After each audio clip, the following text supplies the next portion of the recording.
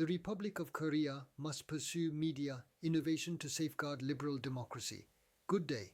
I am Professor Nam Yong Lee, Ph.D., and I also serve as chairman of the Bukak Forum, a fellowship of more than 2,000 Ph.D. level policy experts devoted to guiding and enlightening the grassroots citizens of the Republic of Korea in order to advance a healthy liberal democracy and a sustainable free market economy.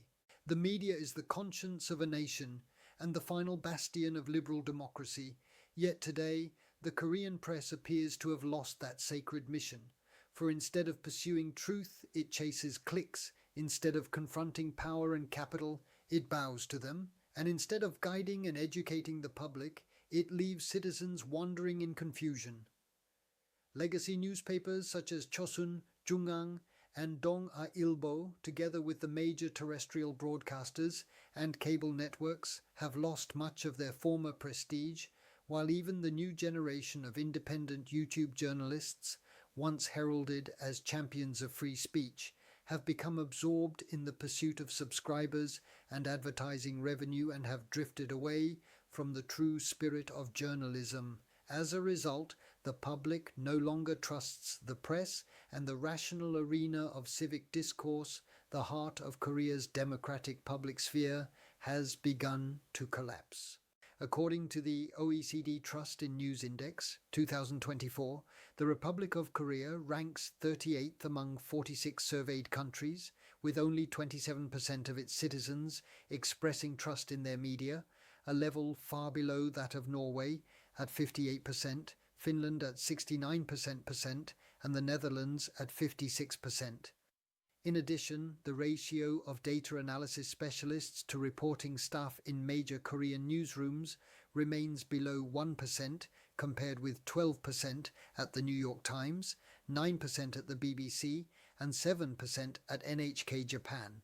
As investment in journalism declines and professional capacity deteriorates, superficial political stories, partisan commentary, and unverified videos have proliferated, replacing in-depth investigation and balanced analysis.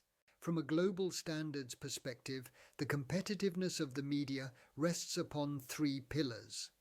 The first is transparent capital structure.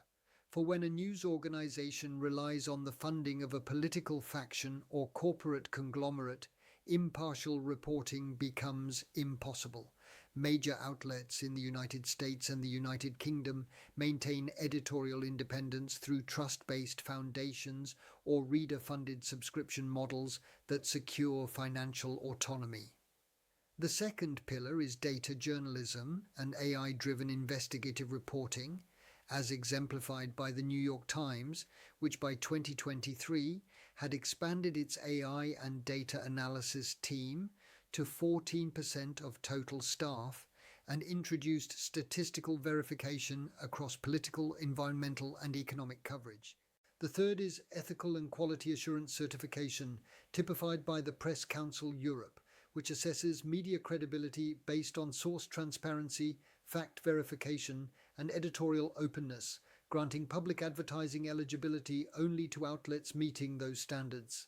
The Republic of Korea must now launch a national media renaissance strategy, modeled on these international best practices. First, without infringing upon press freedom, the government should establish a media professional fund to support training and research in data journalism, global news literacy, and AI ethics reporting, while entrusting its management to an independent body, such as a Media Innovation Commission, rather than to the National Assembly, so as to prevent political interference.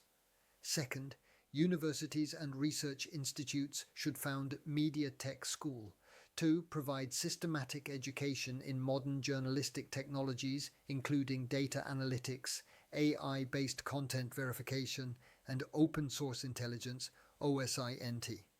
Third, public broadcasters must be restructured not as publicity organs of government, but as institutions of truth for the citizenry, with more than half of their boards and programming committees composed of civic representatives and academic experts to ensure neutrality and fairness. Independent media and YouTube journalists likewise must secure transparency and ethical accountability. and the government, while fully protecting freedom of expression, should enact a digital press accountability act requiring disclosure of advertising and sponsorship conflicts, labeling of AI generated content, and mandatory correction of false or misleading information. Such regulation is not censorship, but a minimal safeguard necessary to restore trust in the digital information ecosystem.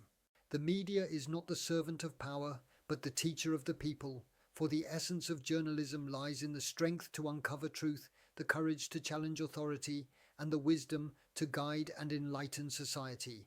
Korea today faces deepening conflict across politics, the economy, and social life, and the root cause of this division is the absence of truth. Only when citizens are equipped with accurate information and capable of rational judgment can liberal democracy function as it was intended to. The decline of the media signals the decline of the nation, while the revival of the media signifies the revival of liberal democracy itself. For the Republic of Korea to regain its place as a leading democracy and a model of global public discourse, the press must once again stand as the pillar of national trust. A media unafraid of truth, a media that educates the public through knowledge, and a media that upholds the world's highest ethical standards. This is where the new Korea must begin, ensuring that the collective intelligence of the information age stands upon integrity, wisdom, and responsibility. Thank you very much for watching.